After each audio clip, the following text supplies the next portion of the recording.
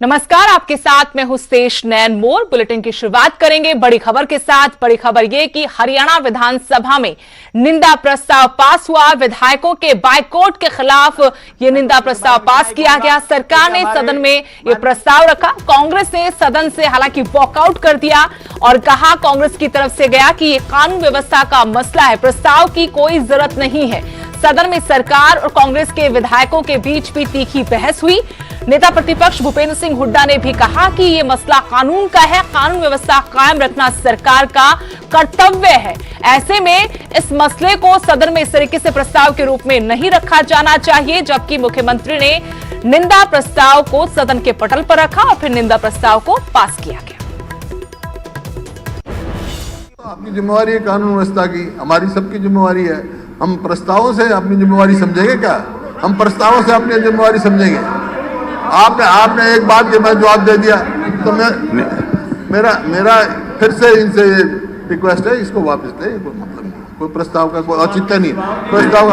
प्रस्ताव को आप एक वाक्य बोल दो, आप एक वाक्य बोल दो कि ये जो बाइकाट करने की राजनीति चल पड़ा है सिलसिला, उसमें कुछ राजनीति वो सारे लोग जानते हैं। पर बाइकाट करने की बात, उसमें राजनीतिक लोग भी हैं, अगर उसमें शोभा नेता भी हैं। आप ये कहोगे वो ठीक है कि गलत है? वो ठीक है या गलत है बता दो। अगर वो ठीक है तो फिर आप अपने अगर वो गलत है, हम सब समझ कह रहे गलत है, गलत है।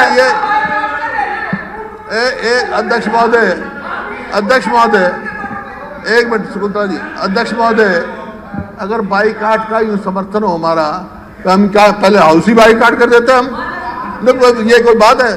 तो हम इस बात के जिसकी जो जिम्मेवारी वो निभाए। आपकी सरकार बनी, आप निभाओ, हम अपनी निभाएंगे। प्रस्ताव की क्या जरूरत है? हमारे सहमत नहीं है प्रस्ताव। देखिए, वहीं हरियाणा में प्राइवेट नौकरियों में 75% आरक्षण देने के सरकार के फैसले को हाईकोर्ट में चुनौती दी गई थी। इस चुनौती संबंधी याचिका पर पंजाब हरियाणा हाईकोर्ट ने इस याचिका को खारिज कर दिया। हाईकोर्ट ने कहा कि अभी सरकार का ये एक्ट इंडस्ट्री पर एप्लीकेबल नहीं हुआ है। ऐसे में याचिकाकर्ता को ये याचिका वापस लेने की छूट दी जाती है। हाईकोर्ट ने याचिका को वापस लेने की छूट देते हुए याचिका को खारिज कर दिया। बता दें कि हरियाणा की बीजेपी जेजेपी सरकार ने निजी सेक्टर में हरियाणा वासियों को 75% आरक्षण देने संबंधी बिल पास किया था, जिस पर राज्यपाल भी मुहर लगा चुके हैं।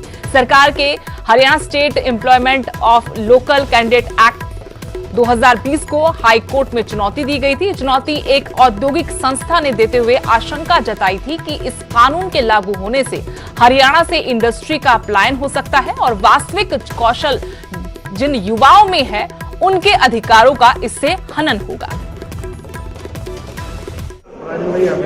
हरियाणा से पता लगा कि ये अभी गवर्नर के साइन नहीं है, तो हमने उसको विड्रॉ किया था। टेक्निकली जब आप किसी भी पिटीशन को कोर्ट से विड्रॉ करते हैं तो वो डिसमिस एज विड्रॉल लिखा आता है।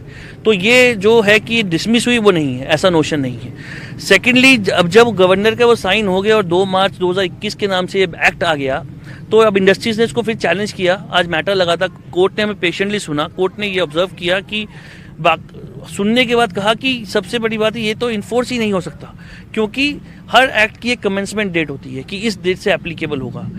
इस ग्राउंड पे कोर्ट ने हमें कहा कि आज ये एप्लीकेबल ही नहीं है, तो आप किसी भी इंडस्ट्रीज को या किसी को भी इसके बारे में डरने की या इसकी एप्लीकेबिलिटी की बात करने की जरूरत नहीं है। ये आज की डेट में हरियाणा में एप्लीकेबल नहीं है।